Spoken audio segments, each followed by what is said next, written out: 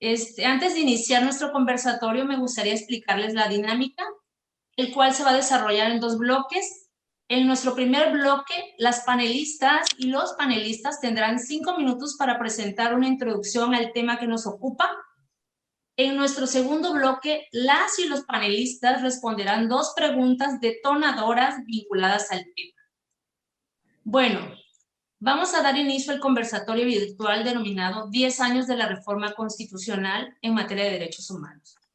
Damos las gracias a todos los participantes por compartir con nosotros este espacio virtual. Sin más preámbulo, le cederé la palabra a la magistrada Gloria Becia Solano. Tiene el uso de la palabra para realizar su participación en un lapso de 5 minutos. Bienvenida. Muchas gracias, maestra Irma. Pues bien, primero que nada, buenas tardes a todos. Agradezco al magistrado presidente del Tribunal Superior de Justicia y del Consejo de la Judicatura del Estado de Tabasco por la invitación a este evento. Pues vamos a platicar un poco sobre las reformas. En lo que concierne a la reforma constitucional que se publicó el 10 de junio de 2011, considero que modificó de manera sustantiva 11 artículos constitucionales para fortalecer la protección a los derechos humanos y reforzar sus mecanismos de garantía. En el artículo primero de la Carta Magna se incorporó el reconocimiento del goce de los derechos humanos contenidos en los tratados internacionales de los que el Estado mexicano es parte, así como de las garantías para su protección. También se determinaron como obligaciones para todos los poderes públicos la promoción, el respeto, la protección y la garantía de los derechos humanos y de conformidad con los principios de universalidad, interdependencia, indivisibilidad y progresividad, así como la obligación de prevenir, investigar, sancionar y reparar las violaciones a esos derechos en los términos que establezca la ley.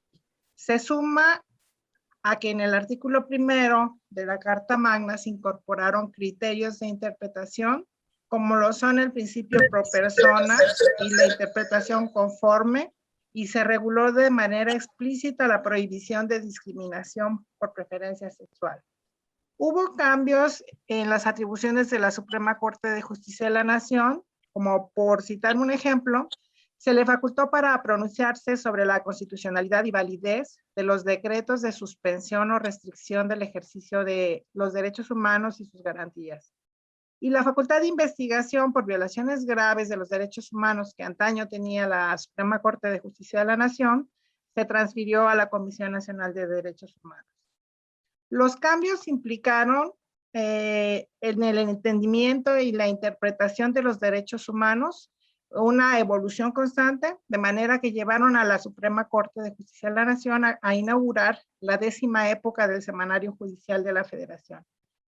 A partir de entonces ha habido un importante desarrollo jurisprudencial de los derechos humanos, tanto en el máximo tribunal como en los plenos de circuito, en los tribunales colegiados y en el Tribunal Electoral del Poder Judicial de la Federación.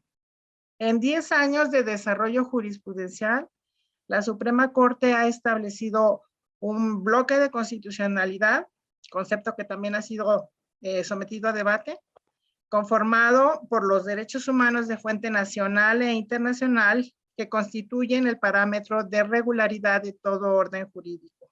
Además, ha determinado que la jurisprudencia de la Corte Interamericana es vinculante para los jueces del país. Sobre este tema también hubo cierto debate, iniciando con un concepto en el sentido de que solo resultaban vinculantes aquellas sentencias que eran dictadas contra México, pero ha tenido cambios en la interpretación a partir de que se hace un silogismo. Se dice, si somos parte de la Convención Americana de Derechos Humanos, la Convención reconoce a la Corte y establece a la Corte como el órgano jurisdiccional que va a dirimir las controversias. La Convención establece que la Corte va a expedir jurisprudencia por precedentes, entonces debemos reconocer la jurisprudencia de la Corte Interamericana para ser aplicada en sede nacional. A través de sus sentencias, la Suprema Corte de Justicia de la Nación ha dado sentido a la importante reforma, dotando de contenido los derechos humanos para que estos cambios legislativos se traduzcan en beneficios concretos para las personas. Tenemos entonces un nuevo paradigma constitucional que obliga a reevaluar criterios jurisdiccionales, interpretaciones constitucionales y legales para emitir nuevos pronunciamientos que sean vigentes y acordes con el nuevo marco normativo, imponiéndose como obligatorio que dichos criterios favorezcan a las personas la protección más amplia. Tales directrices determinadas por la Corte implican el deber de aplicar e interpretar, acudiendo a la norma más amplia y a la interpretación más extensiva, como se trata de reconocer derechos protegidos, e inversamente a la norma o a la interpretación más restringida si se trata de establecer limitaciones legítimas para su ejercicio o para su suspensión extraordinaria. Entonces tenemos que el nuevo paradigma constitucional impone a todas las autoridades en el ámbito de sus respectivas competencias el deber de promover, respetar, proteger y garantizar los derechos humanos conforme a los principios que ya he citado, lo que implica tratar a todas las personas por igual y considerar que el ejercicio de un derecho necesariamente implica que se respeten y protejan los derechos vinculados al mismo, así como evitar cualquier retroceso de los medios establecidos para su ejercicio, tutela, reparación y efectividad. Muchos son los cambios que se generaron. Yo me quiero referir en este primer bloque de plática al tema de juzgar con perspectiva de género. Sobre este tema, ustedes sabrán que la Suprema Corte de Justicia de la Nación desde 2013 inició una ardua labor para generar protocolos para juzgar, sea para personas con discapacidad, sea para juzgar con perspectiva de género y algunos otros protocolos más vinculados con derechos humanos en concreto. Desde el órgano máximo se creó este grupo de protocolos dirigidos a personas juzgadoras para resolver casos en los que estén involucradas personas en situación de vulnerabilidad. Si queremos saber cuáles son las personas en situación de vulnerabilidad, suponiendo que aún no tengamos algunos casos que nos dejen en claro quiénes son todas las personas con estas particularidades, tendríamos que ir a las 100 reglas de Brasilia, que en su artículo primero nos establece, en principio de manera enunciativa, más no limitativa, cuáles son las condiciones que tienen las personas para ser consideradas en estado de vulnerabilidad. Hemos avanzado mucho, pero también queda mucho por hacer y por decidir para acelerar la modificación y la eliminación de prácticas culturales, actitudes y comportamientos individuales, sociales e institucionales que discriminan a las personas. Sobre este particular quiero decir que la cultura mexicana constantemente nos encontramos con paradigmas, nos encontramos con estereotipos, nos encontramos con limitaciones que han sido con las que hemos crecido. Nos estereotipamos a las personas en ocasiones y nos encontramos ante una situación generalizada que viene incluso desde la educación en casa, de por qué los mexicanos somos considerados personas discriminadoras en términos generales.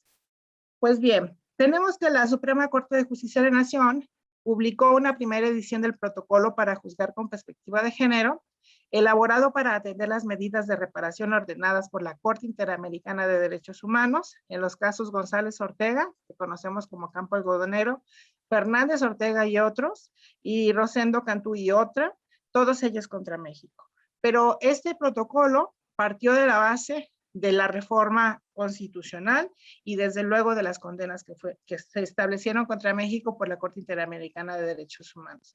El desafío, que esa es la diferencia que quiero dejar marcada, el desafío que enfrentó el protocolo fue la inexistencia de precedentes de la Suprema Corte de Justicia de la Nación en materia de derechos humanos de las personas en general, porque tenemos que ver que el género no solo se refiere a los hombres y a las mujeres, eso sería una distinción de principio de sexo, sino que se refiere también a todas las personas que son consideradas como de la comunidad lésbico-gay. Pues bien, no teníamos un cúmulo importante de sentencias ni de resoluciones, y entonces fue necesario empezar a generar criterios jurisprudenciales a partir de este protocolo y de los protocolos sobre derechos humanos. El protocolo para juzgar con perspectiva de género facilitó ponderar que a través de las sentencias es jurídicamente factible combatir las causas de discriminación que afectan a las personas debido a su género. Nos permitió ponderar los estereotipos de género perjudiciales, nos permitió redefinir las masculinidades y sentar las bases para refundar las relaciones entre hombres, mujeres y personas de la diversidad sexual bajo un paradigma de igualdad sustancial. Como queda mucho por hacer, se repensó y entonces en una nueva estructura, ahora en 2020, el Alto Tribunal del país generó una nueva visión del protocolo que recoge los avances que se han dado en la doctrina jurisprudencial del Tribunal Constitucional y la evolución que han tenido los estándares internacionales de derechos humanos en materia de género para armonizar ambos contenidos. Pues bien, dentro de los pocos minutos que me quedan, quisiera decir que esa reforma constitucional de 2011 nos llevó también a ponderar al Congreso de la Unión la posibilidad de incluir la perspectiva de género desde el punto de vista legislativo. Y así fue que a partir de los principios de igualdad, de acceso efectivo a los cargos públicos, el 6 de junio de 2019 se publicó en el Diario Oficial de la Federación el decreto por el que se reformaron artículos de la Carta Magna en materia de paridad de género, que entró en vigor al día siguiente de su publicación, es decir, el 7 de junio de 2019. ¿Cuál fue la finalidad de la reforma? Pues fue garantizar que la mitad de los cargos de decisión política de los 3 niveles de gobierno, federal, estatal y municipal, en los 3 poderes de la Unión, ejecutivo, legislativo y judicial, y organismos autónomos, sean para mujeres, lo que se conoce como paridad en todo o paridad transversal, y constituye un avance en la igualdad de oportunidades entre hombres y mujeres en el acceso al poder político. Aquí dejo una duda. Esta reforma establece en uno de sus artículos transitorios que las legislaciones, los congresos locales tienen que legislar en materia de paridad y no se tiene noticia de que lo hayan hecho. Tenían un año para hacerlo. En 2020 se cumplió y no se tiene noticia de que hayan iniciado trabajos legislativos. Concluyendo, las reformas importantes de 2011 nos llevaron a establecer cambios de paradigmas como este, que es el de incluir a la paridad de género, a la paridad transversal, a rango constitucional y con la obligación de llevarla a las constituciones de los estados para así tener pues una convivencia igualitaria desde los cargos públicos. Muchas gracias. Muchas gracias, magistrada Gloria, por su participación. A continuación vamos a darle la participación al doctor José Antonio Morales Notario. Le recuerdo, son 5 minutos, porque entraríamos al ratito al segundo bloque, en donde son unas preguntas abiertas. Muchas gracias. Adelante, doctor. Sí, muchas gracias, maestra. Muy buenas tardes a todas y todos. Me da mucho gusto estar en esta tarde con ustedes. Y bueno, hablando sobre un tema tan interesante como es la reforma que se dio hace 10 años en materia constitucional. Esta reforma no es tampoco gratuita, se debe a compromisos internacionales que México ha adquirido con diversos organismos internacionales y que lo obligan también a modificar su sistema jurídico. Ya teníamos también y veníamos vislumbrando una reforma en materia penal. Recordemos ustedes que en 2008 se ordenó un cambio de sistema, de un sistema anglosajón, un sistema tendiente a la oralidad.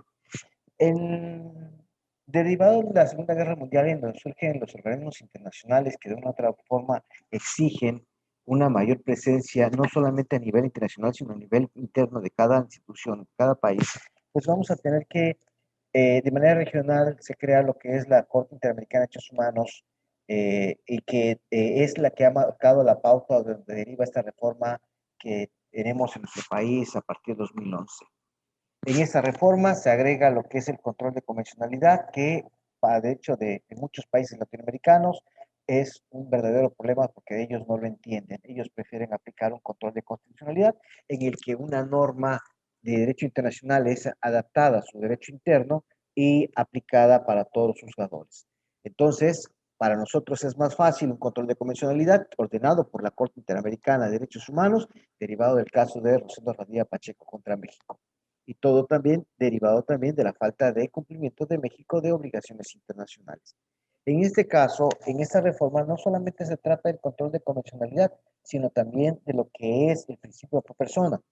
Y es que debemos reconocer que estas dos figuras que se introducen en nuestra Constitución a raíz del 2011, pues sí causaron un verdadero cisma y un verdadero cambio en el paradigma que teníamos nosotros de derechos humanos, sobre todo porque la reforma no solamente se centra en una cuestión estructural, sino también que tiene que ver con un cambio de actitud. Por ejemplo, anteriormente pues, en la Constitución rezaba de que todas las personas gozarían de los derechos humanos reconocidos por la Constitución.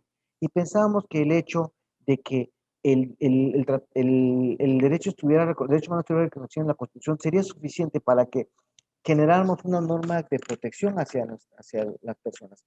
Sin embargo, fuimos muy omisos en ese aspecto. Asimismo, en esa reforma también se agregan otras cuestiones como es obligaciones que tenemos todos nosotros como autoridades. Por ejemplo, se nos obliga a promover, respetar, proteger y garantizar los derechos humanos, algo que anteriormente no concebíamos. Y también aquí vamos a encontrar que se enuncia los principios de derechos humanos, pero también nos obliga como autoridad a prevenir, investigar, sancionar y reparar estos derechos.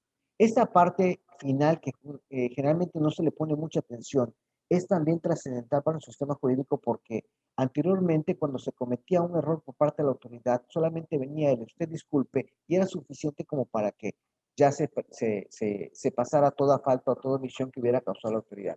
En la actualidad, derivado de esta reforma y de estos enunciados que se introducen en la Constitución, tenemos como obligación el responder de los daños y perjuicios que nosotros como autoridad hemos causado al gobernado.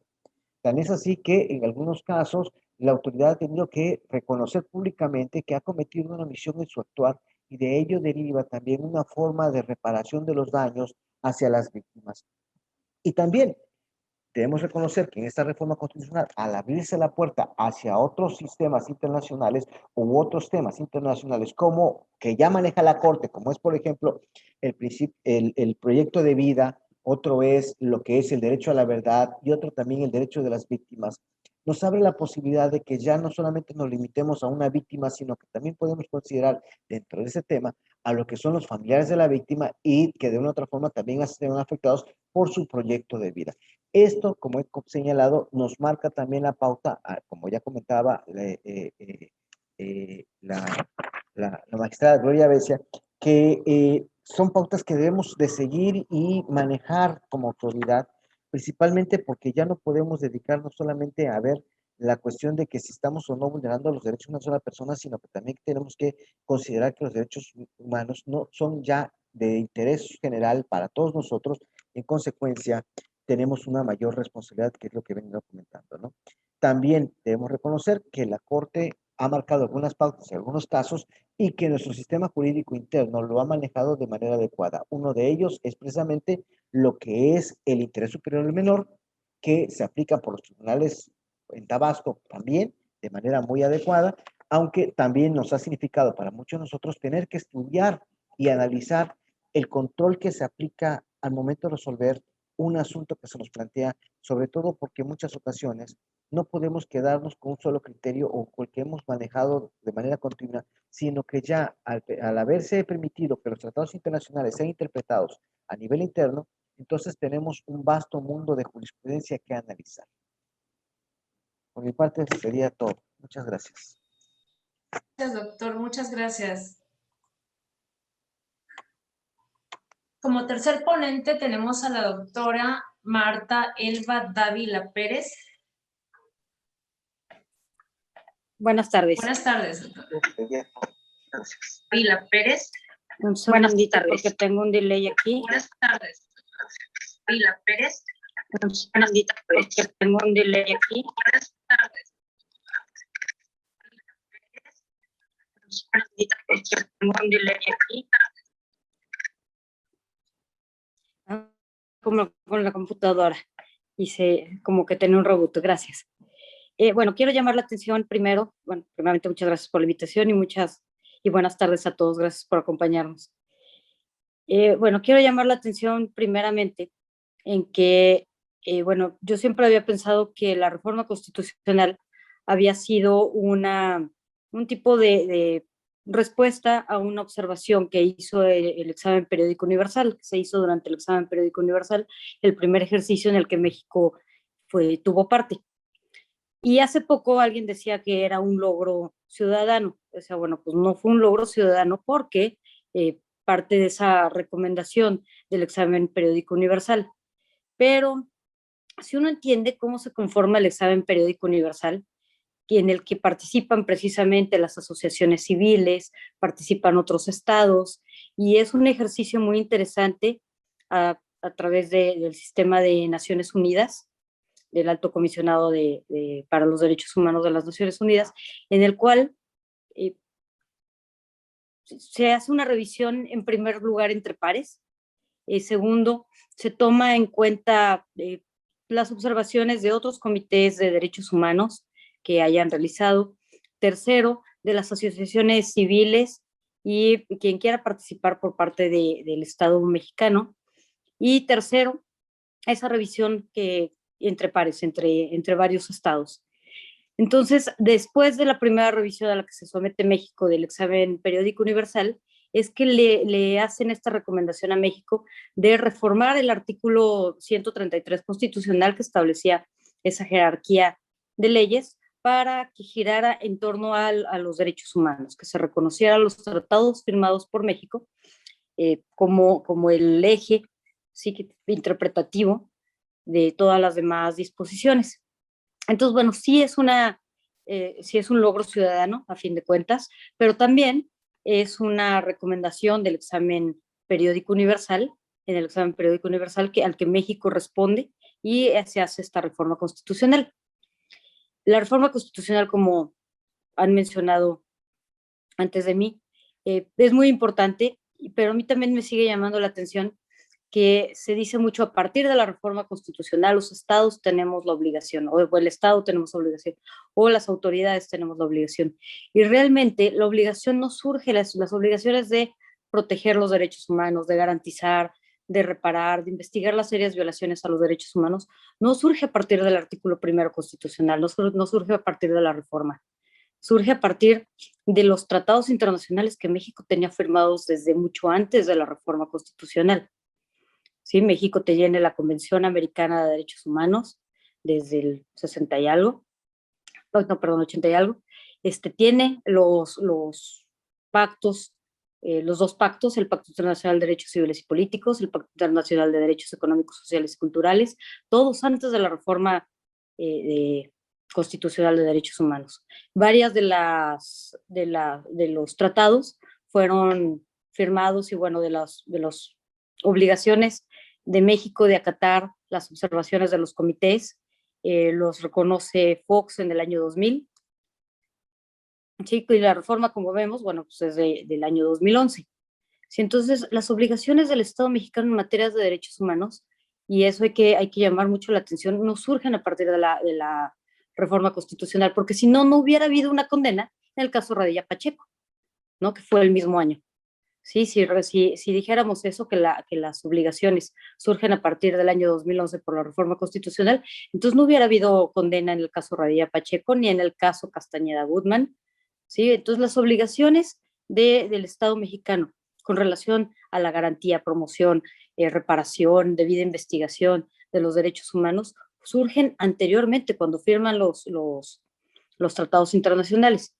Era necesaria de todas formas, aunque con las firmas de los tratados, la debida incorporación al sistema jurídico mexicano a través de ese bloque de constitucionalidad, ¿sí? ¿Para qué? Bueno, pues primero, yo creo que para crear conciencia en todas las autoridades. Dos, para esa exigencia a nivel constitucional. Y tercero, en relación con los instrumentos de protección de los derechos humanos, ¿sí? Como la ley de amparo, para referirse precisamente no solo a las garantías individuales, como se le había denominado hasta ese momento, sino a todos los derechos humanos, estén donde se encuentren.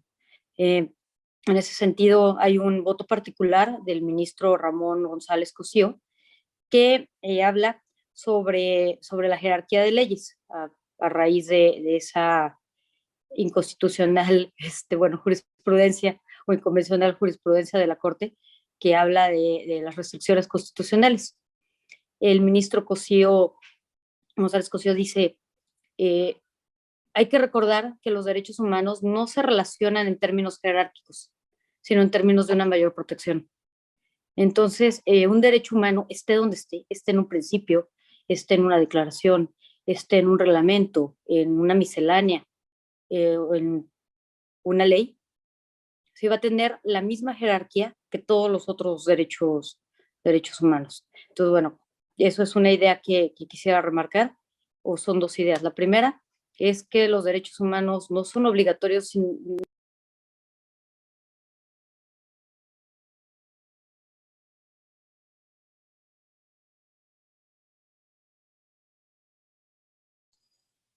Al parecer se le fue la señal a la doctora Marta. La dejamos de escuchar.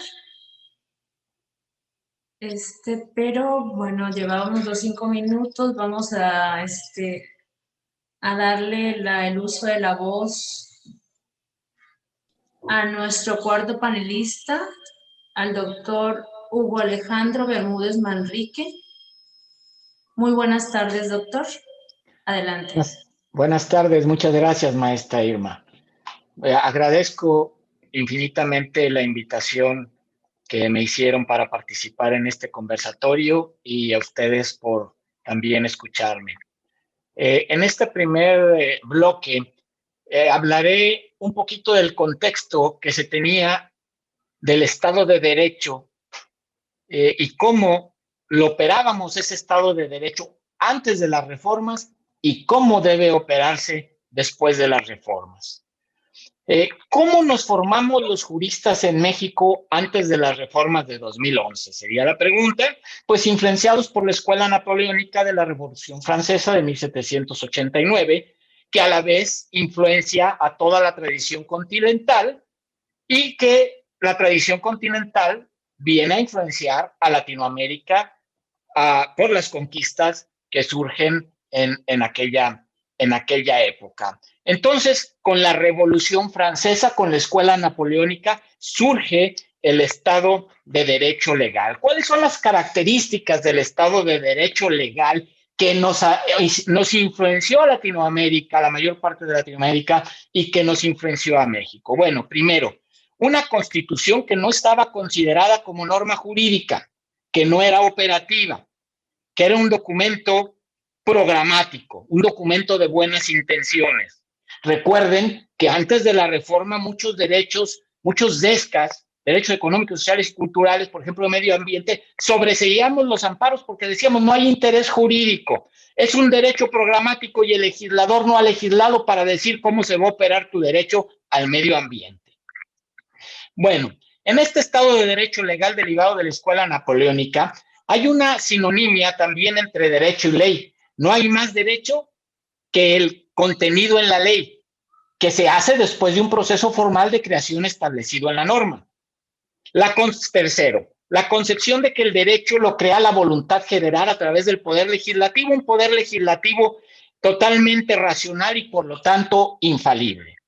El poder ejecutivo ejecuta la ley, era otra de las características del Estado de Derecho legal, y el judicial únicamente la aplica a través de los métodos tradicionales de aplicación y interpretación de la ley.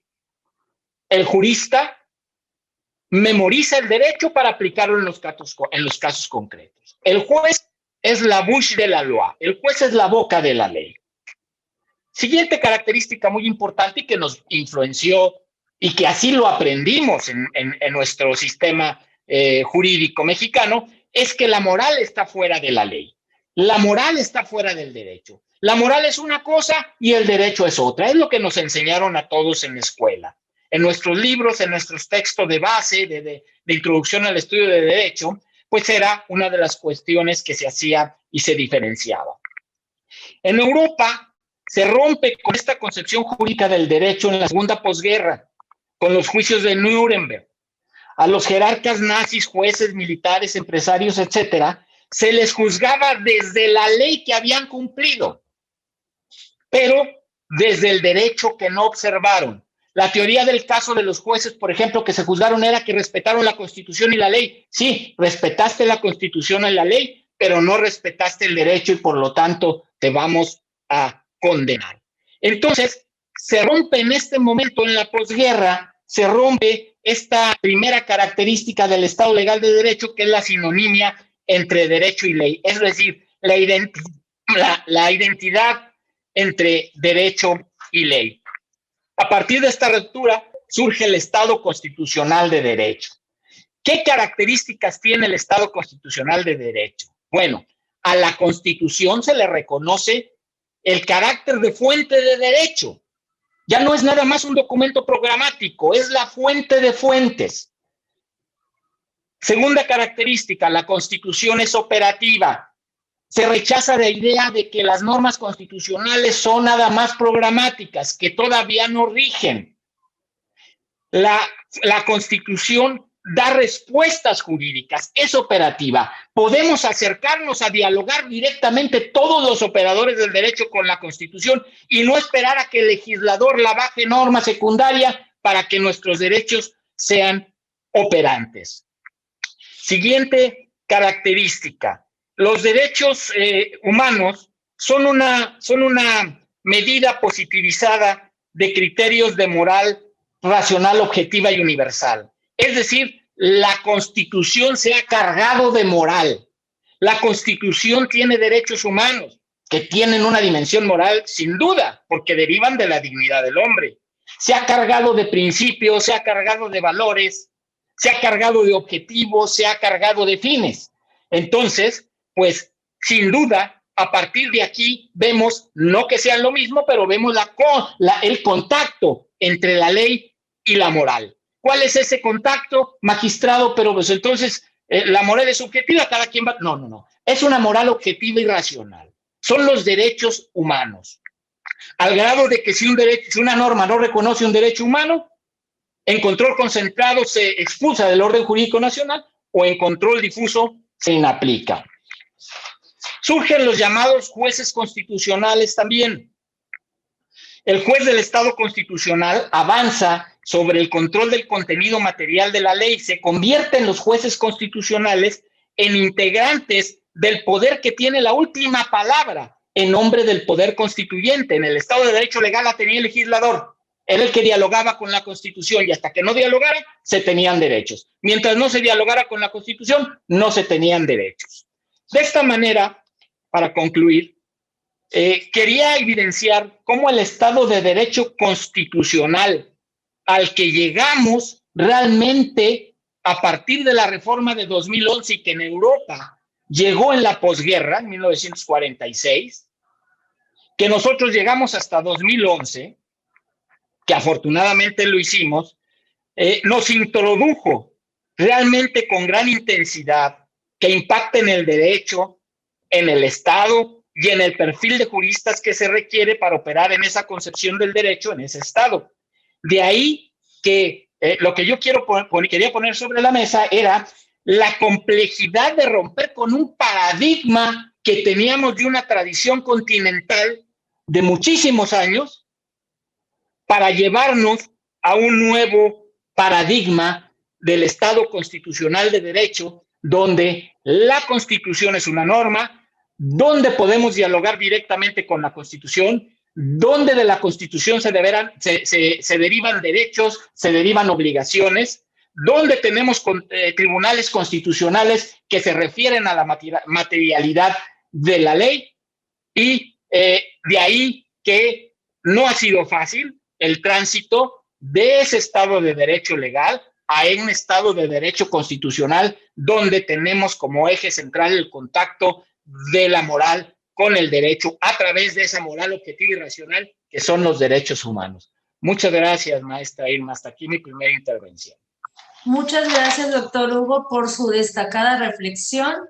Y como quinta participante tenemos a la doctora Isi Verónica Lara Andrade. Adelante, doctora Isi. Muchas gracias, maestra Irma. Quiero aprovechar, agradecer de manera muy puntual a la magistrada Gloria Avesia, al magistrado Hugo Alejandro Bermúdez, al doctor José Antonio Morales Notario y a la doctora Marta Elba Dávila. Muchísimas gracias por haber aceptado esta invitación a este conversatorio. Y bueno, ya que soy de casa, vamos a platicar un poco de qué es lo que ha hecho el Poder Judicial de nuestro estado, de Tabasco, después de esta reforma que ustedes han mencionado ampliamente del 2011, donde precisamente la importancia que se le da en esta reforma a la persona, porque la pone en el centro de la justicia mexicana, a las personas.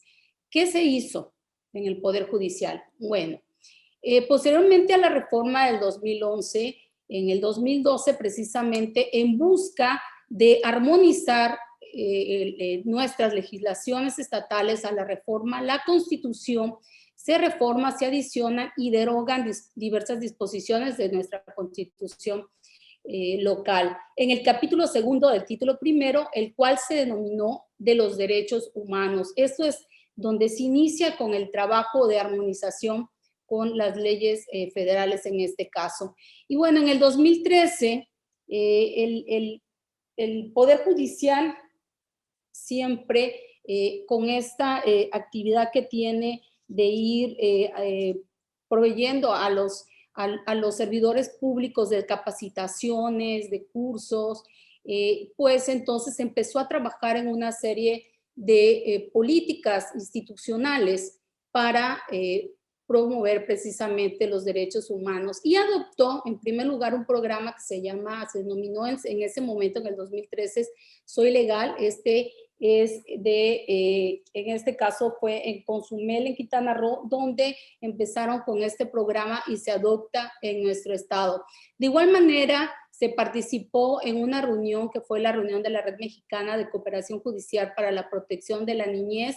Y bueno, se impartieron una serie de talleres, como por ejemplo técnicas de entrevista a menores, también sobre tratas de personas en México y sus implicaciones en las entidades federativas. Este precisamente fue en coordinación y colaboración con la Comisión Estatal de Derechos Humanos.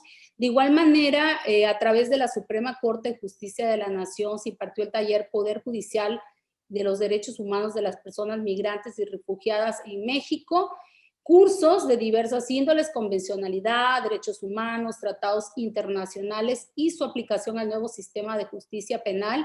Este fue impartido por la Universidad de Barcelona, España, y también se trabajó en el Manual de Aplicación de Tratados Internacionales en Derechos Humanos en la Función Judicial. Todo esto en el 2012. Algo bien importante que se trabajó en este año precisamente fue que por acuerdo plenario se concedieron las licencias de maternidad y paternidad, algo muy importante. Ya en el 2013, bueno, el Poder Judicial se promovió el intercambio de experiencia con servidores judiciales de otros poderes para que permitiera promover la cultura de la legalidad y la prevención. También en este 2013 se impulsa la capacitación del Poder Judicial en temas relacionados con el interés superior de niñas, niños y adolescentes, la convencionalidad, derechos humanos y aplicación de los tratados internacionales. Algo bien importante es que se implementa un curso del Sistema Integral de Justicia para Adolescentes, control difuso de convencionalidad. En el 2014, se refrenda precisamente el compromiso de garantizar y respetar los derechos humanos debido a su carácter universal y por ello en el afán de enriquecer este acervo jurídico de los administradores de justicia se impulsa la realización de las actividades siguientes. Esto en el 2014 hay una serie de conferencias de tribunales estatales y el control difuso de convencionalidad. Se habla de perspectiva de género, derechos humanos y jurisdicción universal. También hay una conferencia muy interesante que es la justicia y la ética, diversos talleres también que se trabajaron, todo esto en el 2014, tratados internacionales. Se implementó un taller sobre formadores para la capacitación en la aplicación de tratados internacionales de derechos humanos en la función judicial. cursos diversos como el Sistema Integral de Justicia para Adolescentes, y se fortalece un curso sobre la metodología en la partición de justicia con perspectiva de género. También se entra a estudiar el Sistema Interamericano de Derechos Humanos.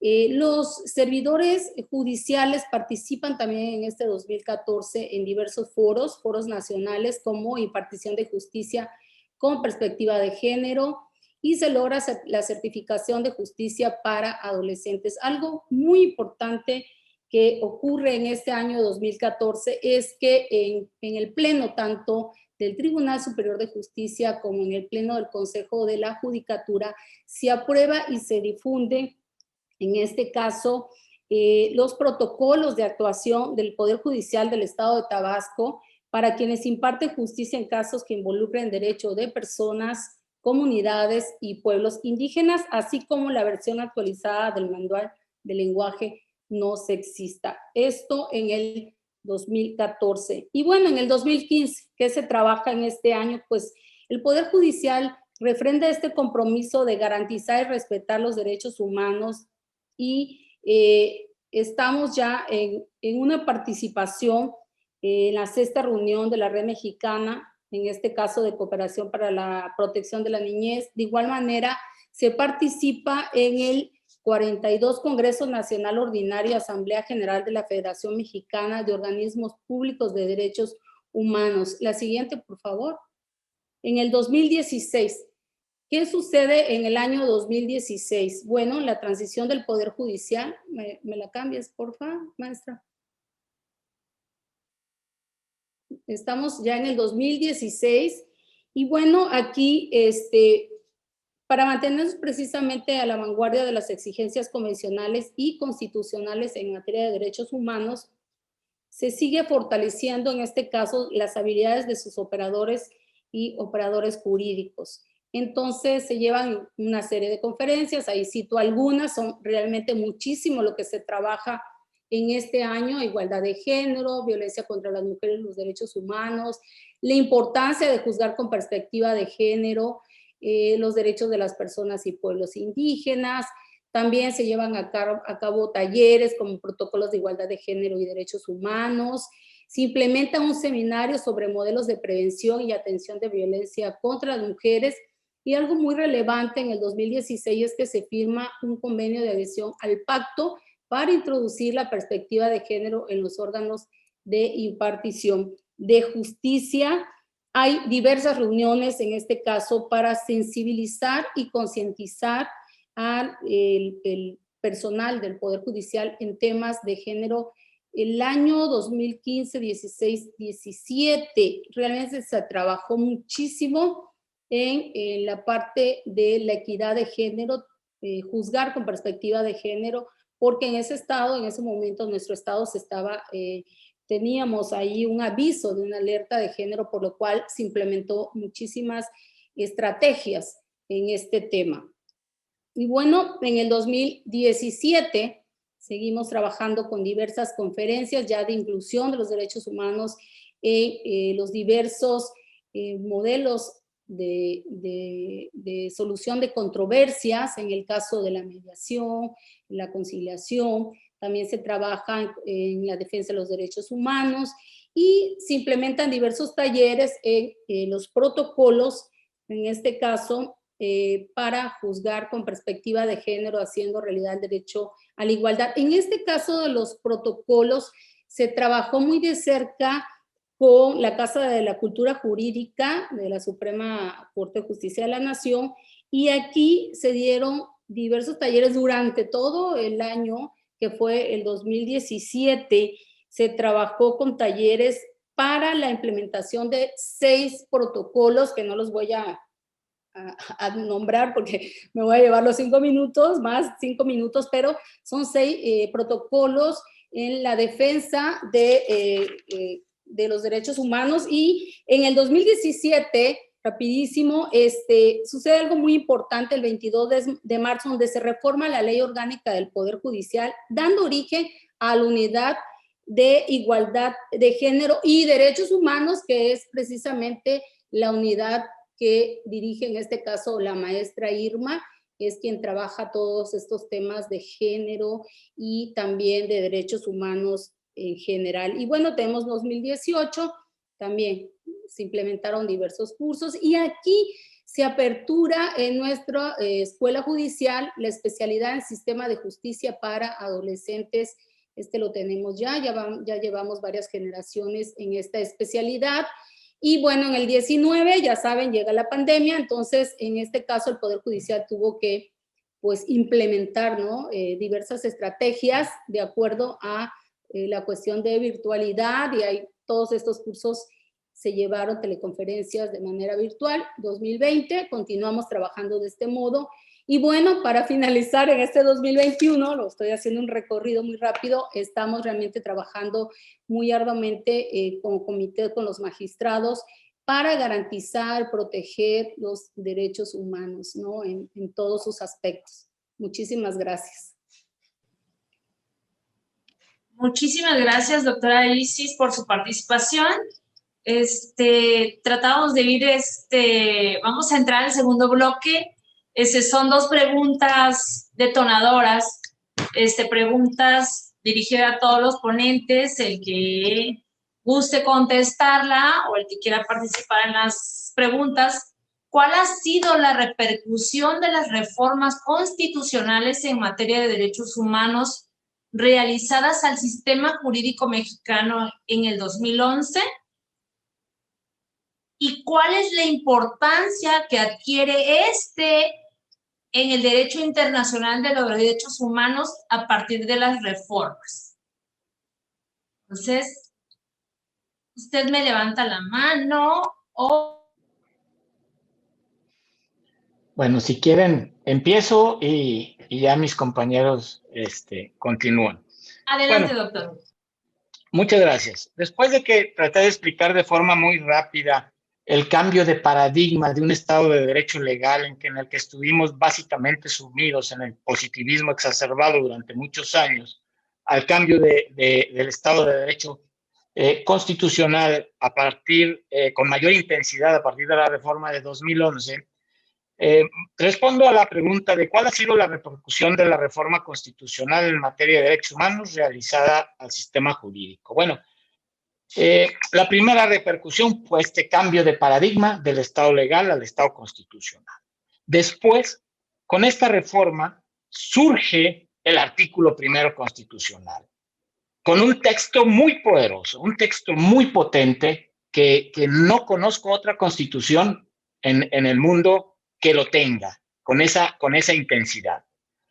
Se pone a la dignidad humana en el texto constitucional, en el primer constitucional, en el artículo primero constitucional, como centro de toda la actividad del Estado.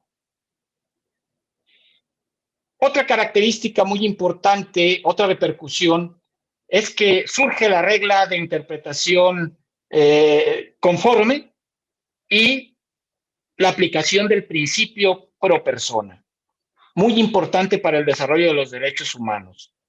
También la obligación de todas las autoridades del país, en el ámbito de sus competencias, de promover, respetar, proteger y garantizar los derechos humanos.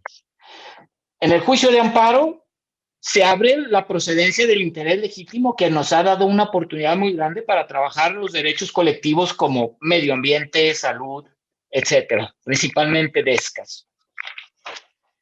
Otro punto muy importante es que con el expediente Varios 912 se rompió el paradigma de la concentración orgánica y procesal del control constitucional, que antes era únicamente concentrado y facultad exclusiva del Poder Judicial de la Federación, de los órganos del Poder Judicial de la Federación, para abrirlo al control difuso para todos los jueces del país, lo cual es una cuestión extraordinaria.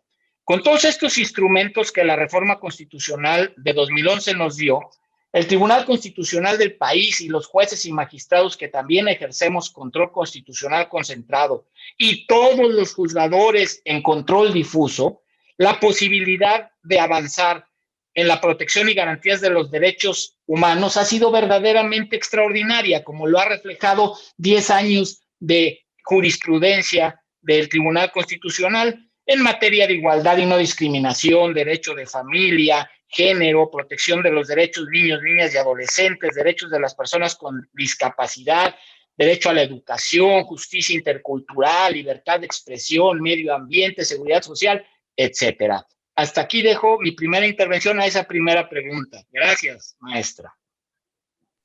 Muchas gracias, doctor Hugo. ¿Alguien más a la primera pregunta o les vuelvo a mencionar la segunda? Magistrada Gloria, adelante.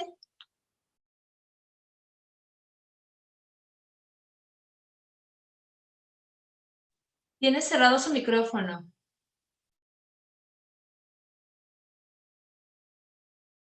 Listo. En el mismo orden que platica el magistrado Hugo, quisiera hacer una reflexión en cuanto a qué tenemos a partir de la reforma que me parece súper importante. Las reformas de 2011 que trajeron a nosotros y en el sistema jurídico mexicano, y desde luego que son muchos cambios que marcan una evolución normativa en nuestro país. Se generaron muchas reformas legales, de leyes secundarias, se generaron acuerdos, se generaron otro tipo de normativa, lo cual resulta muy interesante porque desde el punto de vista normativo ha ido cambiando mucho México. Les quiero decir que el magistrado Hugo y yo compartimos bueno,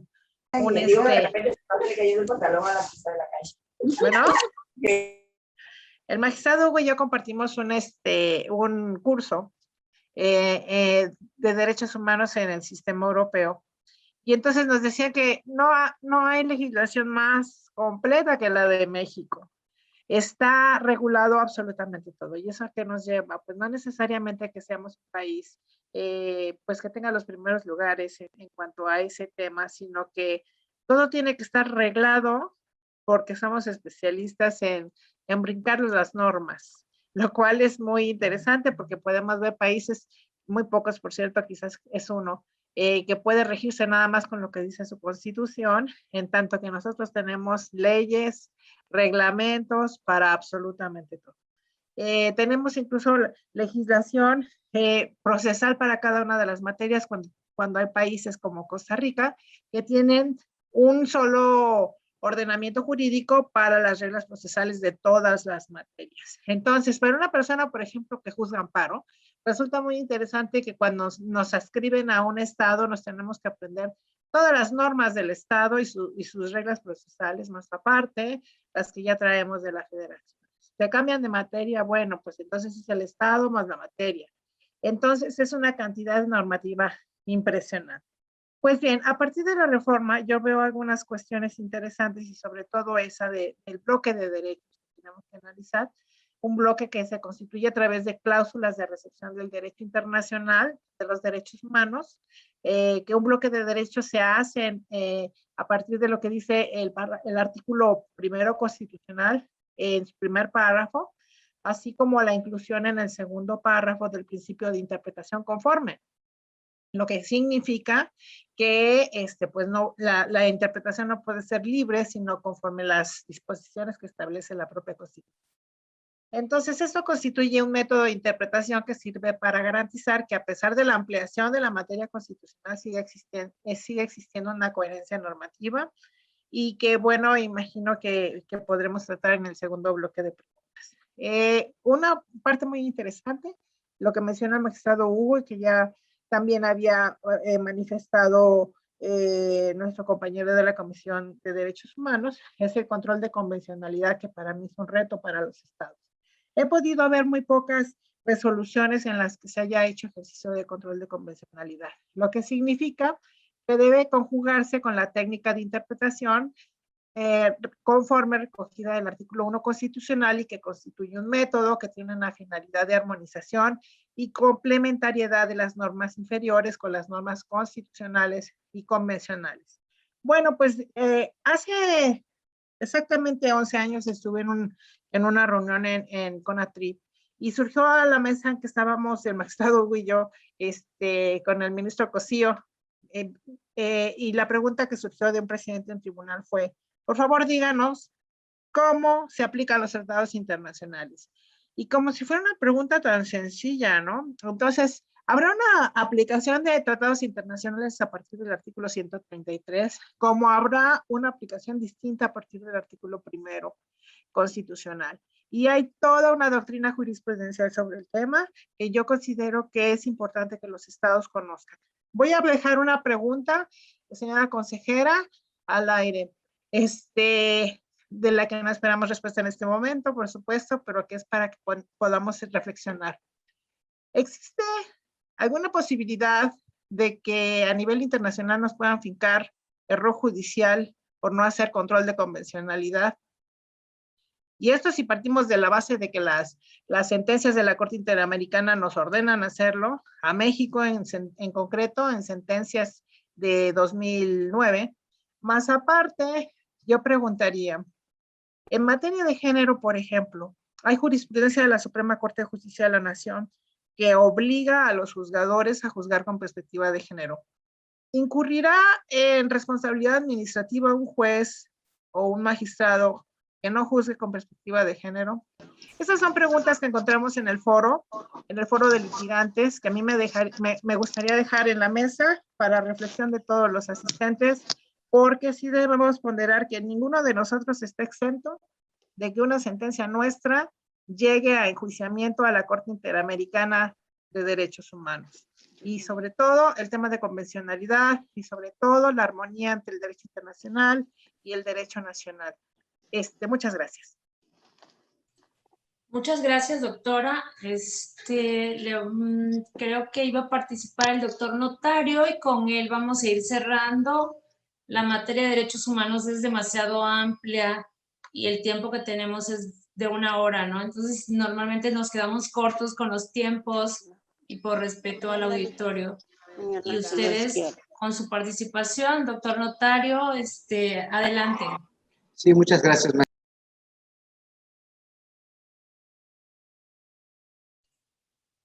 Tiene cerrado su micrófono, doctor. Sí, buenas tardes. Gracias.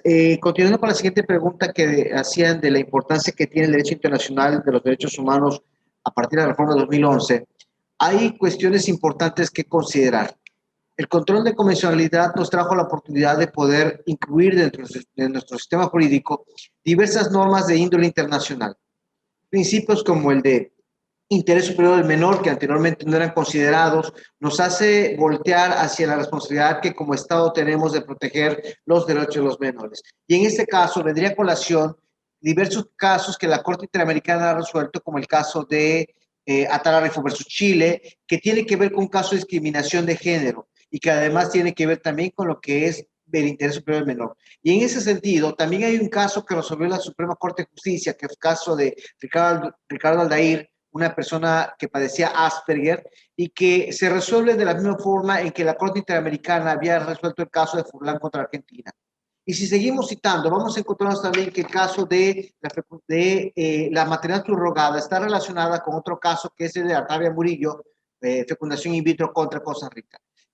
Y si seguimos también, vamos a encontrar también que los diversos casos que ha habido en México, como por ejemplo de violencia de género, como es el de Campo Algodonero, ha marcado un parámetro muy importante, como mencionaban anteriormente mis compañeros, en materia de género, sobre todo porque nos ha demostrado que no podemos quedarnos solamente en una etapa inicial, sino tenemos que profundizar más. Y es lamentable, ya que viene el caso de Campo Algodonero a colación, que a 10 años de haberse realizado y de haberse sentenciado a México, este caso se resolvió en 2009, en el 2018 hayamos tenido otro caso similar que fue el de Atenco, mujeres víctimas de tortura sexual en Atenco. De Campo Algodonero derivó, por ejemplo, diversas acciones como fue la alerta de violencia de género y sobre todo diversas acciones que el Estado mexicano debía de realizar para efectos de cambiar los estereotipos o forma de pensar que teníamos nosotros. Asimismo, tenemos también el caso de Radilla Pacheco, que como hemos comentado, de donde deriva lo que es la cuestión del control de convencionalidad y sobre todo el principio por persona. Y que también tenemos otro caso igual que ante la Corte Interamericana, que es el de Alvarado Espinosa y otros. Y podemos ir comparando los casos que ha resuelto México con los casos que ha resuelto la Corte. Y al final de cuentas, el problema que tenemos es que todavía, como bien acotaba usted, nos falta mucho a profundizar en materia de derechos humanos. Existe una vasta jurisprudencia a nivel internacional que nosotros estamos obligados, por, como lo decían mis compañeros, a adaptar nuestro sistema jurídico y agregarla a nuestro quehacer cotidiano. Hay diversos casos también que están vinculados, por ejemplo, también no podemos olvidar el caso de pueblos indígenas y de medio ambiente. Por ejemplo, la Corte Interamericana ha resuelto diversos casos que tienen que ver con pueblos indígenas y ha mencionado, por ejemplo, la recomendación 169 de la Organización Internacional del Trabajo, que tiene que ver con el consentimiento libre e informado de los pueblos indígenas para la realización de diversos proyectos. Y ha marcado la pauta. Y no solamente es en materia ambiental, en materia de género, en materia de desaparición forzada, sino también podríamos citar los casos laborales incluso. La Corte también ha incursionado en esos casos y podemos citar y traer a colación el caso Hacienda Brasil Verde, que también la Corte Interamericana resolvió y que tiene que ver con violencia laboral, tiene que ver incluso con discriminación, tiene que ver con privación de la libertad en materia laboral, y pudiéramos pensar que las famosas tiendas de raya que teníamos nosotros hace 100 años no existían en la actualidad, y sin embargo Brasil nos muestra que sí, todavía siguen existiendo. Cada caso que la Corte Interamericana ha resuelto, cada caso que la Corte Penal Internacional ha resuelto, cada caso que la Corte Internacional de Justicia también ha aplicado, entonces nos muestra que tenemos un amplio camino todavía en derechos humanos que recorrer. Aún así, todavía tenemos también los compromisos con los comités internacionales de derechos humanos, como es el comité que creó el DESCA, lo que es el Comité de Derechos Económicos y Culturales, y también el Comité de Derechos Civiles y Políticos. A nivel internacional tenemos un amplio cúmulo de jurisprudencia internacional que tenemos que aplicar por la misma jurisprudencia que ha emitido la Suprema Corte de Justicia de nuestro país, y hacerla realmente parte de nuestro sistema jurídico. Lo importante de los organismos internacionales es que nos vienen a abrir el panorama un poquito más grande en cuanto a cómo impartir y administrar justicia. Por mi parte, muchas gracias. Muchísimas gracias, doctor José Antonio Notario. ¿Me permite unos minutos, maestra Irma? Perdón que voy a cortar la dinámica, pero es que hace un momento la magistrada hizo una pregunta. Solamente lo voy a rapidito. Hace un momento en la intervención de la doctora Marta Elba decía algo muy interesante. Nos decía ella en su apreciación que los derechos humanos, lo sabemos todos, han estado muchísimo antes de la reforma del 2011 en el caso de nuestro país, pero bueno, era importante esta reforma porque comentábamos que es una reforma donde se pone precisamente en el centro de la justicia mexicana a la persona, ¿no? Era, por eso importante, era como, ya lo sabemos, pero hay que reforzarlo en nuestra propia Constitución. Y ella decía esto, y a mí se me hizo importante, porque hay que atender el principio de los tratados internacionales, pacta sunt servanda, la obligatoriedad de los tratados que se firman y se deben de cumplir. Entonces hay que recordar que la responsabilidad internacional no solamente cae el Poder Ejecutivo por una violación o una omisión, acción por omisión de un tratado internacional, sino también los otros más, el Poder Legislativo y el Judicial. Entonces, si el Poder Judicial no, en este caso, en la impartición de justicia, no se apega a este derecho convencional o a los tratados internacionales en el cumplimiento, pues sí se cae en una responsabilidad internacional. En lo que me estaba comentando hace un momento, sí hay una responsabilidad, y esto ya ha estado muchísimo antes. Yo tuve la oportunidad de comentárselo luego a mis alumnos. Estudien los tratados internacionales, aprendan los tratados internacionales, ahí está todo. Eso nada más es de mi parte. Muchas gracias. Muchas gracias, doctora Gloria. Muchísimas gracias, doctor Hugo, doctora Marta, doctor José Antonio y doctora Isis.